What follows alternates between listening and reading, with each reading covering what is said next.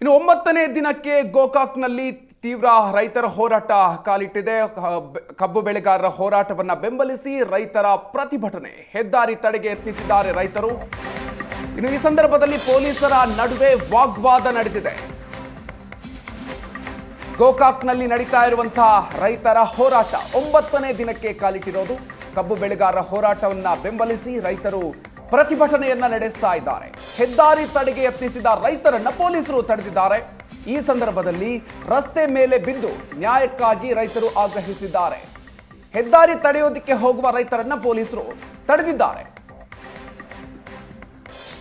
ಗೋಕಾಕ್ನಲ್ಲೂ ಕೂಡ ಪ್ರತಿಭಟನೆ ತೀವ್ರ ಸ್ವರೂಪವನ್ನು ಪಡ್ಕೊಳ್ತಾ ಇದೆ. ಕಬ್ಬು ಬೆಳೆಗಾರರ ಹೋರಾಟವನ್ನ ಬೆಂಬಲಿಸಿ ರೈತರು ನಡೆಸ್ತಾ ಇರುವಂತಹ ಪ್ರತಿಭಟನೆ. ಈ ಸಂದರ್ಭದಲ್ಲಿ ಪೊಲೀಸರು ಹಾಗೂ ರೈತರ ಮಧ್ಯೆ ವಾಗ್ವಾದ ನಡೆದಿದೆ.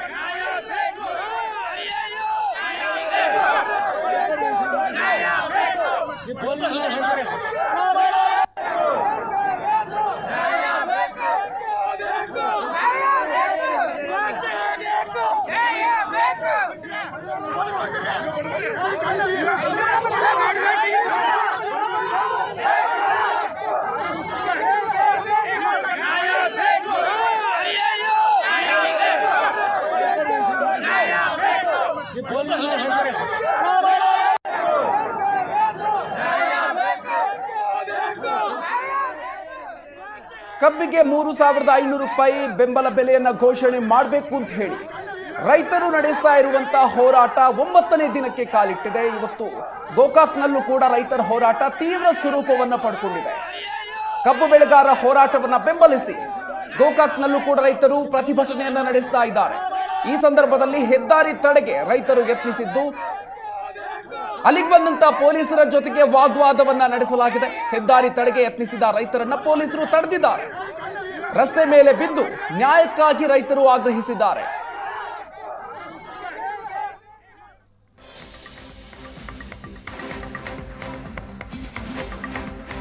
ಇನ್ನು ದರ ನಿಗದಿಗಾಗಿ ಕಬ್ಬು ಬೆಳೆಗಾರರು ವಿಭಿನ್ನ ಹೋರಾಟವನ್ನ ನಡೆಸಿದ್ದಾರೆ. ಗಾಜಿನ ಮೇಲೆ ಉರುಳು ಸೇವೆಯನ್ನ ಮಾಡಿ ರೈತರು ಪ್ರತಿಭಟನೆ ಮಾಡಿದ್ದಾರೆ. ಮೂಡಲಗಿ ತಾಲೂಕಿನ ಗುರ್ಲಾಪುರದಲ್ಲಿ ಗಾಜಿನ ಮೇಲೆ ಉರುಳು ಸೇವೆಯನ್ನ ಮಾಡಿದ್ದಾರೆ.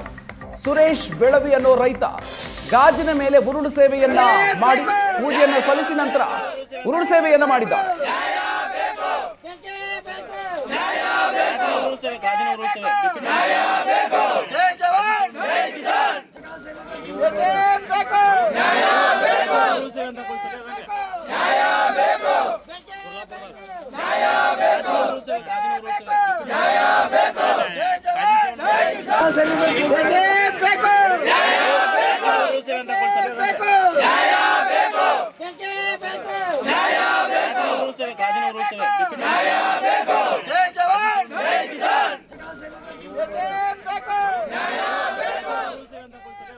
ವಿಭಿನ್ನವಾಗಿ ರೈತರೊಬ್ಬರು ತಮ್ಮ ಪ್ರತಿಭಟನೆಯನ್ನ ವ್ಯಕ್ತಪಡಿಸಿದ್ದಾರೆ. ಕಬ್ಬು ಬೆಳೆಗಾರರಿಗೆ ಬೆಂಬಲವನ್ನು ವ್ಯಕ್ತಪಡಿಸಿ ವಿಭಿನ್ನವಾಗಿ ಪ್ರತಿಭಟನೆಯನ್ನ ನಡೆಸಲಾಗಿದೆ. ಗಾಜಿನ ಮೇಲೆ ಉರುಳು ಸೇವೆಯನ್ನ ಮಾಡಿ ತಮ್ಮ ಆಕ್ರೋಶವನ್ನ ವ್ಯಕ್ತಪಡಿಸಿದ್ದಾರೆ. ಸುರೇಶ್ ಬೆಳವಿ ಅನ್ನೋ ರೈತ ಗಾಜಿನ ಮೇಲೆ ಉರುಳು ಸೇವೆಯನ್ನ ಮಾಡಿರೋರು. ರಾಜ್ಯಾದ್ಯಂತ ಪ್ರತಿಭಟನೆಗಳನ್ನ ನಡೆಸಲಾಗ್ತಾ ಇದೆ. ರಾಜ್ಯದ ಹಲವು ಜಿಲ್ಲೆಗಳಲ್ಲಿ ಕಬ್ಬು ಬೆಳೆಗಾರರು ಬೀದಿಗಿಳಿದು ಹೋರಾಟವನ್ನು ಮಾಡ್ತಾ ಇದ್ದು ಇವತ್ತಿಗೆ 9ನೇ ದಿನಕ್ಕೆ ಕಾಲಿಟ್ಟಿದೆ. ಈ ಸಂದರ್ಭದಲ್ಲಿ ಸರ್ಕಾರ ಕೂಡ ಈಗ ಸಂದಿಗ್ಧ ಪರಿಸ್ಥಿತಿಗೆ ಸಿಕ್ಕಾಕೊಂಡಿದೆ. ಇವತ್ತು ಸಕ್ಕರೆ ಕಾರ್ಖಾನೆ ಮಾಲೀಕರ ಜೊತೆಗೆ ಅದಾದ ನಂತರ ರೈತರ ಜೊತೆಗೆ ಮೀಟಿಂಗ್ ಅನ್ನು ಮುಖ್ಯಮಂತ್ರಿಗಳು ನಡೆಸೋರಿದ್ದಾರೆ.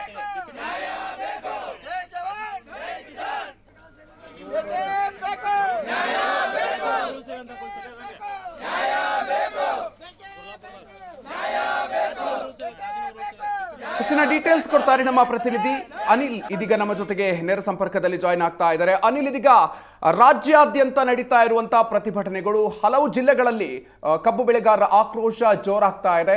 ಸೊ ಇವತ್ತು 9ನೇ ದಿನಕ್ಕೆ ಕಾಲಿಟ್ಟಿರೋದು, ಯಾವ ರೀತಿಯಾಗಿ ಪ್ರತಿಭಟನೆಗಳು ಸಾಗ್ತಾ ಇದೆ, ಜೊತೆಗೆ ಸರ್ಕಾರದ ಮೇಲೆ ಇವತ್ತು ಯಾವ ರೀತಿಯಾಗಿ ನಿರೀಕ್ಷೆಯನ್ನು ಇಟ್ಕೊಂಡಿದ್ದಾರೆ ರೈತರು?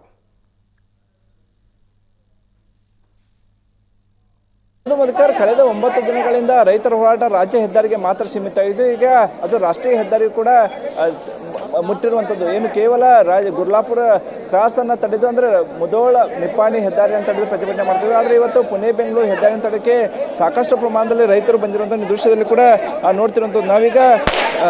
ನಾವೀಗ ಹುಕ್ಕೇರಿ ತಾಲೂಕಿನ ಹತ್ತರಿಗೆ ಗ್ರಾಮದಲ್ಲಿರುವಂಥದ್ದು. ರೈತರ ಆಕ್ರೋಶ ಯಾವ ರೀತಿ ಅಂತೇಳಿ ನೀವು ನೋಡ್ತಿರುವಂಥದ್ದು. ಈಗ ಹತ್ತರಿಗೆ ಸಮೀಪದಲ್ಲಿರ್ತಕ್ಕಂಥ ಫ್ಲೈಓವರ್ ಕೆಳಗೆ ಈಗ ಅಡುಗೆ ಮಾಡೋಕ್ಕೆ ಎಲ್ಲ ರೀತಿಯ ಸಿದ್ಧತೆಯನ್ನು ಮಾಡ್ಕೊಂಡಿರುವಂಥದ್ದು. ಮತ್ತೊಂದೆಡೆ ಸರ್ಕಾರಕ್ಕೆ ಬಾರ್ಕೋಲಿನ ಏನು ಎಚ್ಚರಿಕೆಯನ್ನು ಕೂಡ ಸರ್ಕಾರ ಏನು ಇಲ್ಲಿ ರೈತರು ಕೊಡ್ತಿರುವಂಥದ್ದು. ಇನ್ನಷ್ಟೇ ಕೆಲವೇ ಕ್ಷಣಗಳಲ್ಲಿ ಈಗಾಗಲೇ ಮುಖ್ಯಮಂತ್ರಿ ಸಿದ್ದರಾಮಯ್ಯ ನೇತೃತ್ವದಲ್ಲಿ ಸಕ್ಕರೆ ಕಾರ್ಖಾನೆ ಮಾಲೀಕರ ಸಭೆ ಕೂಡ ಆರಂಭವಾಗಲಿದೆ. ಹೀಗಾಗಿ ಸರ್ಕಾರದ ಮೇಲೆ ಒತ್ತಡ ಹೇರೋಕ್ಕೆ ಈ ಒಂದು ವಿಭಿನ್ನವಾದ ಪ್ರತಿಭಟನೆ ಮಾಡೋಕ್ಕೆ ಈಗ ರೈತರು ನಿರ್ಧಾರವನ್ನು ಮಾಡಿರುವಂಥದ್ದು.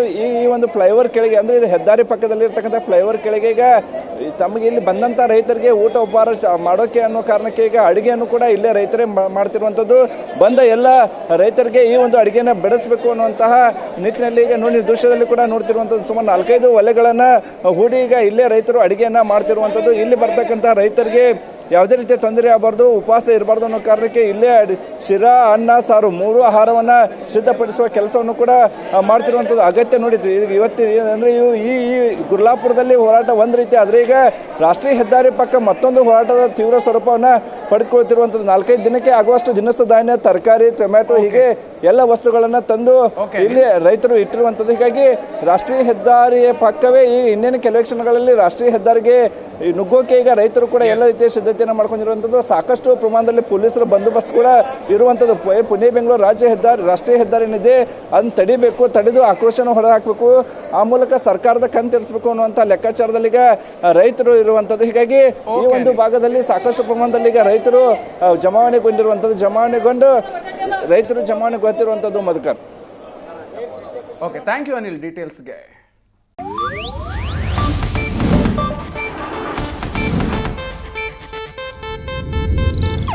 ಇದು ಏಷ್ಯಾನೆಟ್ ನ್ಯೂಸ್ ನೆಟ್ವರ್ಕ್ ಪ್ರಸ್ತುತಿ.